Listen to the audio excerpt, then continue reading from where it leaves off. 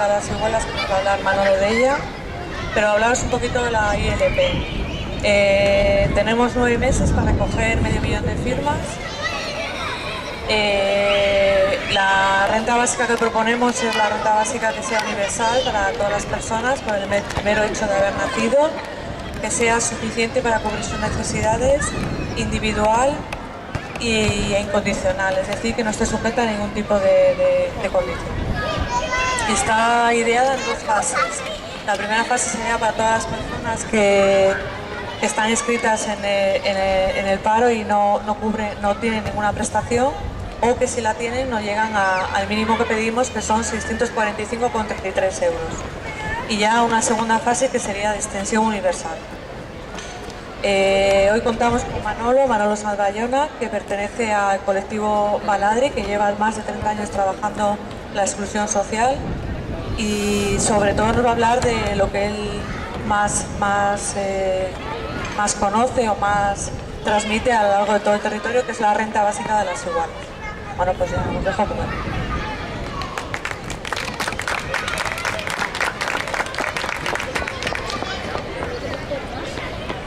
Hola, supongo que tú estás grabando, ¿no? Vale. Mirar, se me ocurre por cierta experiencia, lo primero, gracias por entender que puedo colaborar con vosotras en aclarar esto de la propuesta de las rentas básicas, que hay que hablar en plural, y por la cantidad de años de intentar divulgar, explicar, me di cuenta no hace mucho que es fundamental tenerlo claro delante, ¿no? Por eso voy a intentar en 40 minutos explicar las diferencias, un marco histórico, y a partir de ahí pues hacéis preguntas y yo intento responder o compartimos las dudas, nos las apuntamos y ya las vamos resolviendo. ¿Parece? ¿Sí? Bueno, mirar, históricamente en el Estado español, entre el año 58 y 62, en pleno fascismo, aparecen lo que se llaman las escuelas de asistentes sociales. Eran las escuelas de la gente, mujeres en aquel momento. Los anuncios publicitarios del franquismo son muy curiosos, se pueden ver en las hemerotecas, y eran algo así como: mujer, si quieres preocuparte por las demás, ven, infórmate, sé un asistente social. Era orientado a clases medias que de alguna manera, ya sabéis de qué momento histórico hablamos, el fascismo, tenían una orientación asistencial para con las gentes empobrecidas. Era un contexto donde 2 años antes, en el 56, había nacido Cáritas como federación, y el fascismo había pactado con la Iglesia Católica la atención de las gentes empobrecidas y excluidas para que ellas las atendieran. Hubo que esperar muchos años a que este marco de relaciones estructurales para con la gente empobrecida y excluida cambiase. Ahora no viene al caso de explicar la simulación de ruptura con el franquismo. Lo cierto es que a partir del 78 hay una nueva constitución que da continuidad a la monarquía que habían pactado en el 68, y de alguna forma se abre un escenario de cómo entrar en la Unión Europea, lo que hoy llamamos Unión Europea. En ese contexto es cuando se simula el 23F y cuando se potencia la entrada del PSOE a gestionar lo que es una transición muy importante como punto de partida. En el 82, cuando gana el PSOE, con mucho dinero de fundaciones, sobre todo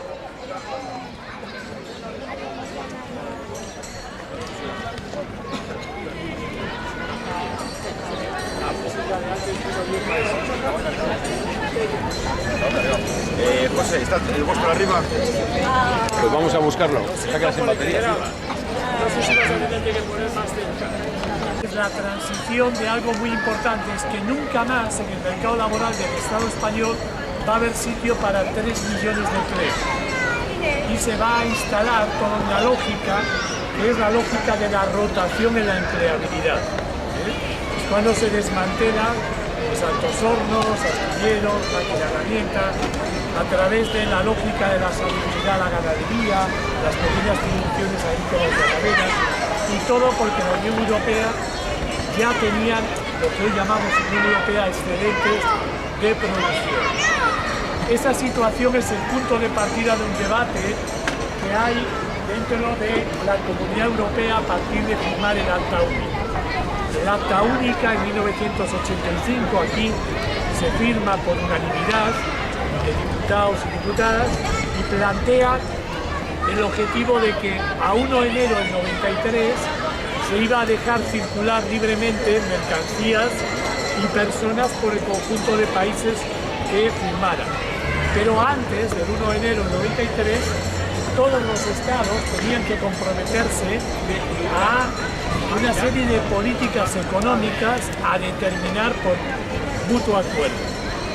Ese acuerdo, entre comillas, luego se le llamó Maastricht, el Tratado de Maastricht en 1992. Pero 4 años antes se van concretando qué tipo de medidas, qué consecuencias va a tener eso, y es muy importante para lo que vamos a ver ahora. En el 88, los diferentes estados, 12, que habían firmado el Acta Única, empiezan a discutir qué va a suceder con toda la gente que habían expulsado del mercado laboral y que nunca más iban a volver a entrar, esa cantidad de personas. Entonces ese debate que se estaba dando entre los distintos países, Dinamarca, Holanda, Alemania, Francia, Bélgica, Luxemburgo, con unas realidades, y por otro lado Irlanda, Portugal, Estado español, Grecia, la misma Italia con otras realidades. Entre esas realidades distintas, de qué hacer con la gente empobrecida y excluida, en Francia se aprueba el RMI. Luego vamos a hablar de esto. El RMI es una renta mínima de inserción que reconocía que nunca más va a haber pleno empleo y por lo tanto, ante esa situación, había que generar un derecho para aquella gente que va a estar fuera del mercado laboral. Entonces, en el 88, al aparecer el RMI francés, todos los estados que estaban discutiendo qué hacer con la gente empobrecida y excluida, deciden tomar como referente este RMI francés. Y en el caso del Estado español, es que eso lo que hace es desarrollar lo que se llama el plan concertado, derivar desde el Estado a las comunidades autónomas, pero sobre todo a los municipios, una cantidad de dinero destinada para atender a la gente empobrecida y excluida, y a la vez lo que hacen también es plantear a lo que es históricamente las ayudas de emergencia social y sugerir a las comunidades autónomas, a todas ellas, a las 17, que al 1 de enero del 93 tuvieran o simularan tener una renta mínima de inserción similar o aparentemente similar a la francesa. Ese es el escenario y ese es el inicio de estas mentiras simulaciones con el tema de las rentas mínimas de inserción. 16 comunidades autónomas lo que hacen es modificar lo que históricamente existía, las ayudas de emergencia social, le cambian el nombre, actualmente aquí le llaman renta social básica, y lo que hacen es denunciar quiénes, bajo qué premisas, cuál es la cuantía. Estamos hablando de unas ayudas de emergencia en otro formato, orientadas a familias que estén empadronadas un periodo de tiempo aquí en el territorio, que aclaren su situación de empobrecimiento y no teniendo derecho, es totalmente graciable. Si se termina el dinero, se terminó. Si establecen ritmos para volver a pedir, también, porque es lo que cada comunidad autónoma ha ido haciendo. Y lo novedoso, existe, es desde las ciencias sociales que plantean la contraprestación o contrapartida. El objetivo de este tipo de dispositivos es volver al mercado laboral. de alguna manera se reconoce que nunca más va a haber pleno empleo, pero en cambio a la gente que se le da estas, bueno, simuladas rentas mínimas, en el caso vuestro renta social básica, se le presiona para que mejor se forme, se capacite, tenga una actitud más adecuada para entrar en el mercado laboral. La única comunidad autónoma que tiene una renta mínima por derecho, en términos de derecho subjetivo, es la comunidad autónoma vasca. Tiene que ver con una situación política concreta en el año 88, cuando el gobierno vasco de coalición PNV-PSOE sacan lo que son los bonos públicos vascos y recogen un montón de dinero que venía, pues eso, de los agujeros del subsuelo, ¿no? Ya viene. Vale.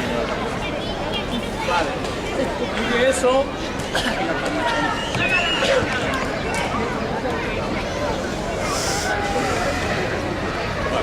Estoy explicando esto, no domino la renta. Y de este dinero tenían previsto una cantidad de recoger dinero y consiguieron 2.000 millones de pesetas más. Estos 2.000 millones de pesetas más destinan 1.000 millones, solo 1.000 millones, para todo el dispositivo de puesta en marcha de la ley Jáuregui contra la pobreza y la exclusión. Es una ley que introduce esta prestación, esta lógica igual y condicional, glaciable de las ayudas de emergencia, pero incorpora una verdadera renta mínima de inserción. Un derecho subjetivo para aquellas familias que estén empadronadas en principio 3 años, que muestren una situación clara de empobrecimiento y en una cuantía a percibir del 75% del salario. Sí. Hola. Sí. Oh. Sí, pues eso, del 75% del salario mínimo interprofesional.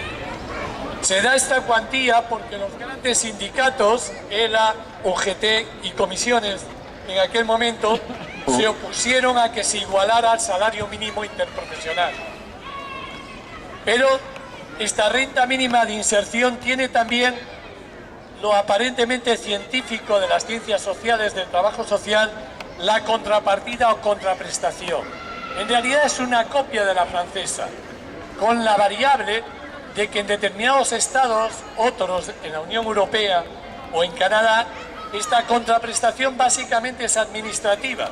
En cambio, en el País Vasco hay una tensión permanente en que esta contraprestación tenga que ver con modificación de conductas y con aprendizajes para incorporarse la gente al mercado laboral.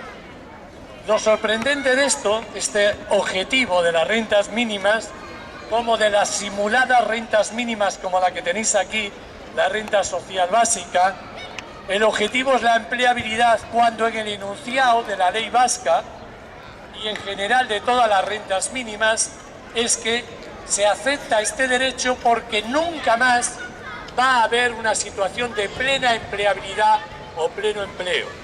Tiene una perversión, y es que se culpa a la gente que está fuera, que está en la carencia, de no tener, y a la vez se le responsabiliza del objetivo de volver a entrar en el mercado laboral. Es un juego tan peligroso que ni más ni menos que acentúa la competencia por abajo entre la gente empobrecida. Es quitar a alguien para colocarte tú en el terreno laboral y es generar una responsabilidad de la gente por las situaciones y vivencias que tienen de problemas estructurales. Bueno, esto es lo que existe.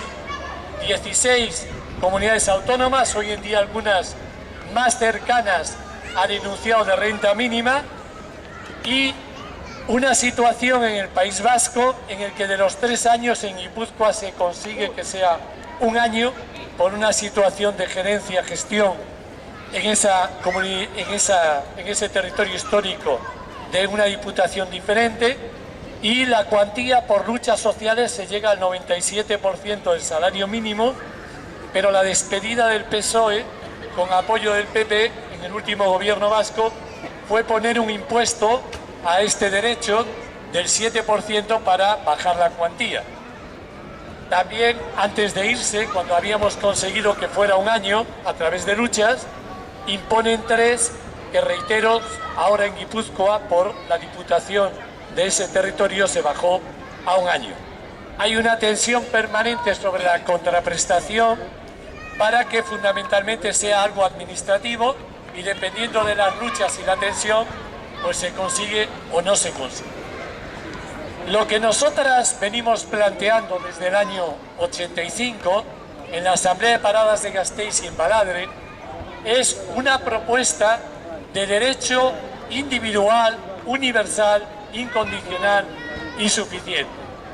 En el año 85 no habíamos leído nada, absolutamente nada sobre esto, y le llamábamos a la propuesta ingreso social universal. Era algo intuitivo, habíamos sobre todo parado muchas obras que desarrollaban pluriempleo, alguna gente, horas extras, y veíamos que había que romper con el imaginario de la empleabilidad por diferentes razones. Voy a enunciar unas cuantas. Uno, porque las reflexiones que ya en el movimiento feminista en los años 70 en Berlín, en Alemania, en otros países, y nosotras somos herederas por el 3 de marzo de Gasteiz, hablaban de la importancia de diferenciar trabajo de empleo y de generar cada vez más la satisfacción de necesidades a través del trabajo que no del empleo. Y a partir de ahí introducir la responsabilidad de la vida desde los cuidados y las necesidades colectivamente. Es decir, toda una vertiente antipatriarcal y anticapitalista que a nosotras nos abre una gran perspectiva. La segunda cuestión es el movimiento antimilitarista y de ecología política que plantea cómo deconstruir, cómo desmantelar el empleo socialmente inútil. Todo ese tipo de producciones que lo único que generan es destrucción ambiental y humana y que además depreda y ponen límites a recursos naturales que son necesarios para la vida. Claro, desmantelar en una lógica neurótica de estímulo permanente de crecer, sea cual sea el empleo, evidentemente tiene tensiones. Analizamos muchos textos de André Gore en aquel momento y también de sectores de comunidades de base, sobre todo de Brasil y Cataluña. Otro elemento para nosotras muy importante son los límites en lo que implica las nuevas energías, sobre todo las fósiles, que se incorporan desde los años 30 en adelante para el modo de producción, relación y formas de vida. Digamos, el darnos cuenta, con textos de Ramón Fernández Durán y otros, de los límites de las energías fósiles, de las consecuencias y de la inviabilidad de esta forma de vida. Desmontar la metrópoli, desmontar la lógica de vida actual, como todas sabemos, no es nada fácil. Bueno, esos son los elementos, los puntos de partida, y el cuarto y central es darnos cuenta que constantemente nosotras hablamos de lucha contra la pobreza, sin saber que justamente las estrategias de lucha contra la pobreza vienen del año 68 de Estados Unidos, cuando pierden la guerra de Vietnam y ni más ni menos que el jefe del ejército de Estados Unidos va a parar a la presidencia del Banco Mundial y McNamara introduce con el aprendizaje de la guerra de Vietnam una directriz que sigue de entonces aquí. No podemos someter a los pueblos y a la gente solo por las armas. Tenemos que someterlos desde la legitimidad. Tenemos que implicarles en las consecuencias que acarrea un modelo como el capitalista generador de desigualdad. Y así nacen todas las políticas que aún siguen hoy contra la pobreza, orientadas a atender las consecuencias de un sistema nefasto y caótico como el capitalismo, y nunca al final ponemos la mirada sobre lo que nosotras sí que empezamos a ponérsela en el año 85. No puede existir empobrecimiento sin enriquecimiento, sin riqueza.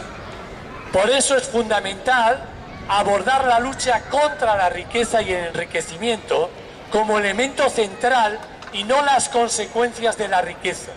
Dicho de otra manera, era cambiar la estrategia.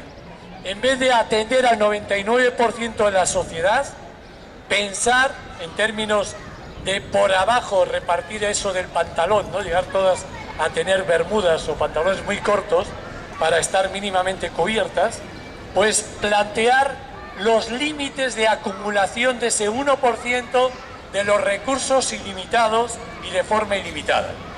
Claro, es una estrategia que modifica la mirada. Si los problemas que tenemos son de recursos suficientes y estables, ya no tenemos un problema de inactividad o desempleo, sino es que tenemos un problema de búsqueda de recursos, quién los tiene y de cuántos para todas tenerlos. Claro, así fue como entramos en una reflexión intuitiva que le llamamos en aquel momento ingreso social universal, y que a partir del año 88, en una invitación a Alemania, con gentes que allí venían ya luchando 12, 13 años, temas de pobreza y exclusión desde el mundo de la autonomía y sectores diferentes, que para sorpresa nuestra llegamos y oímos las traducciones y nos estaban hablando de lo mismo, pero le llamaban renta básica. Nos dicen las fuentes, siglo XIX, siglo XX, en el XIX sectores liberales, librepensadores, en el XX algunos socialdemócratas, y hay todo un vacío de pensamientos y de luchas con este tema hasta el 48 en Canadá, y luego otro gran vacío hasta los años 70, que los movimientos sociales en Alemania lo retoman, también en Holanda, Dinamarca, y progresivamente en cantidad de lugares a nivel mundial. Nosotras lo que hacemos en el Estado español es buscar alianzas para esta propuesta, reitero, de renta básica. Hoy hay que hablar en plural, individual, como ingreso individual y universal, incondicional y suficiente para todas las personas desde que se nace hasta que se muere. Pues bueno, en los años 90 vamos encontrando más receptividad, y en concreto en el 97 se incorporan a Baladre gentes de la economía crítica, José Iglesias, que fue quien primero desarrolló un texto en el Estado español con esta propuesta desde una reflexión propia, en el 94, y en el 97, al participar en Baladre con José Manuel Busqueta, Miren Echezarreta, Óscar Jurao, bueno, un montón de gentes de la economía crítica, tomamos una dimensión 10 veces mayor. Ya sabéis, ya no solo somos gentes activistas, ahora somos también gentes muy listas, ¿no? Porque claro, son gentes de la academia, ¿no? Son gentes muy reconocidas. La cuestión, al margen de ironías, es que en menos de un año conseguimos que toda la gente que hablaba en el Estado español de esto nos reuniéramos en Barcelona y dijésemos, acordásemos que solo se hablaba de rentas básicas cuando se hablaba de esto, para este objetivo, para conseguir que la vida tenga unos mínimos elementos de dignidad para todas las personas. Cuando estábamos concretando esto, en los mismos días ya había gente que había pactado con determinados medios de comunicación el presentar el parto de los montes como si hubiera sido, pues bueno, la mamá parturienta, pues. Y nos encontramos con que además las lecturas que hacían de su criatura no eran las mismas que habíamos pactado. Por eso, a partir de ese mismo día, empieza a haber como diferentes líneas interpretativas de la misma propuesta, unas que entienden que solo deben ser españolas quienes los cobren, otras que debe ser más orientada a las familias, otras que la universalidad quede para mayores de 18 entre 65, y muchas que sobre todo hablan de una cuantía alrededor del salario mínimo o por debajo de él. Ante este panorama también nos damos cuenta que para muchas de estas gentes esta propuesta es la que hacía del capitalismo la posibilidad de un capitalismo bueno. Me explico. El capitalismo es muy bueno en la acumulación, sobre todo de esa minoría de cantidad de recursos, aunque deprede, aunque destruye, aunque genere guerras, pero es malísimo en la redistribución. Bueno, pues ya tenemos, entre comillas, una propuesta que pueda avalar un capitalismo, entre comillas, humano, keynesiano, reitero todo esto entre comillas, y perciben esta lectura de las rentas básicas desde una visión finalista. aquí tenemos una herramienta para seguir en este estado de cosas. Nosotras, sorprendidas, pues nos vamos a lo que nos toca, seguir en la calle elaborando, buscando, y así es como sacamos la propuesta de la renta básica de las iguales. Lo primero que hacemos es clarificar que el objetivo no es la renta básica de las iguales. La renta básica de las iguales, las estrategias contra el patriarcado y el capitalismo, con muchas más herramientas, producción de circuito corto, redistribución del empleo socialmente útil, desmantelamiento de la dinámica de metrópolis, movilidad y transporte que no esté basada en la automoción, etcétera, etcétera, etcétera. No puede venir solo de una propuesta. Una propuesta con otras muchas nos tiene que llevar a que todas definamos cuál es el modelo social que queremos, que supere y vaya más allá, lógicamente, del que ya ha fracasado, que es el capitalismo. Por lo tanto, lo primero que planteamos es esta herramienta como una propuesta más para ayudar con otras muchas a salir de la locura del capitalismo. Por eso planteamos dos partes en la propuesta. Estamos hablando del derecho individual, universal, todas las hayan parido donde las hayan parido, estén aquí, son y por lo tanto tienen derecho a ello, sin ningún tipo de condición, a una cuantía que nosotros aquí buscamos evitar negociaciones, para que nadie pierda su tiempo, ya me entendéis, ni se malhabitúen a negociar. Lo que hacemos es plantear una fórmula que es impepinable. Tanto tenemos porque se ha generado de forma directa o indirecta, tantas gentes estamos en un territorio, ya sea un estado, una nación, un país, una comunidad autónoma, una ciudad, da una renta per cápita. La mitad de la renta per cápita es el umbral de la pobreza. Si tuviéramos que hablar en términos de ejemplos, con relación aproximadamente al año pasado, podrían ser en la distribución, os lo voy a explicar de esto a cuantía total, unos 900 euros aproximadamente. Pero dividimos en dos partes.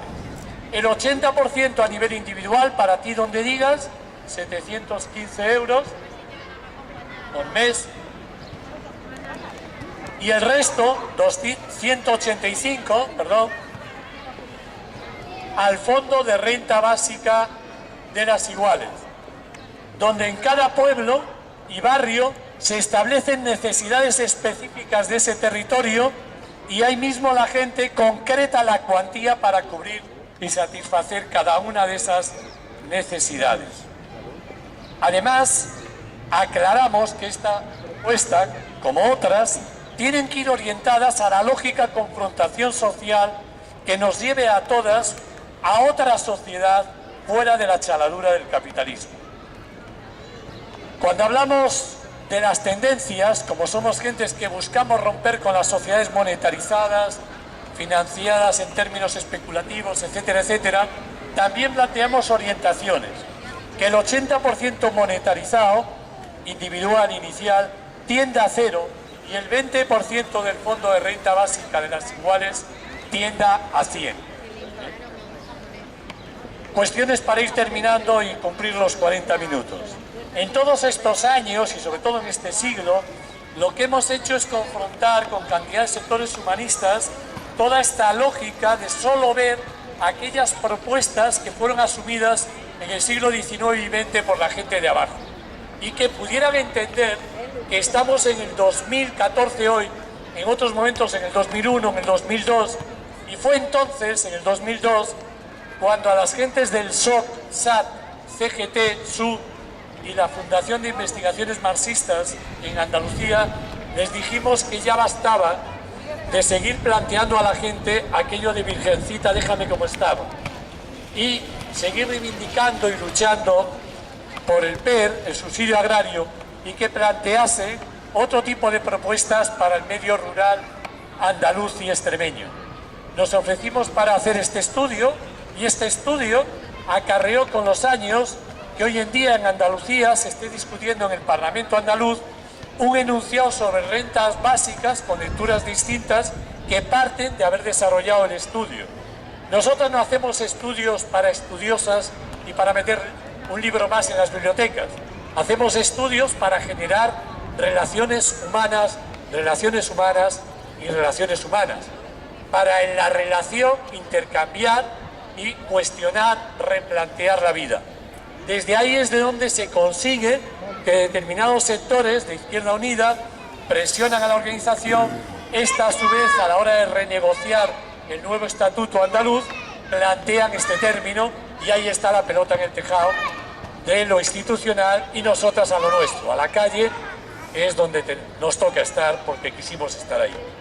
La cuestión es que lo mismo sucede en Extremadura, hasta el punto que en el 2012-2013 hay una iniciativa de 5 personas del grupo La Trastienda de puesta en marcha de una iniciativa legislativa popular que acarrea alrededor de 100 charlas, 4 movilizaciones y marchas, tomas de instituciones y el derecho de repente al agua en Extremadura y el derecho a que ninguna persona sea desahuciada de una vivienda pública en régimen de alquiler o propiedad en ese territorio. Por el camino desarrollamos los estudios del parque, de la Coordinada de Colectivos del Parque, que modifican la perspectiva y la visión en el País Valencià, con las gentes también, en este caso de CGT, y con un plan de medidas de emergencia que aún a día de hoy en este país están peleando los colectivos de base. También luego, a los 2 años, 3, en el 2000, lo puse mal, ¿dónde está? 2002, 2013. En el 2012 fue cuando entregamos, creo que el año anterior, 2009, el estudio de la Orotava.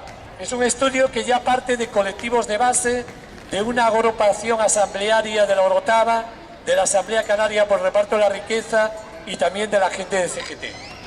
Este estudio acarrea ni más ni menos como consecuencias que los colegios profesionales de trabajo social en Canarias retoman el debate interno de qué medidas y propuestas ante la pobreza y la exclusión, asumen la Revis y hoy en día pelean porque se ponga en marcha la Revis en ese territorio, en el conjunto de Canarias.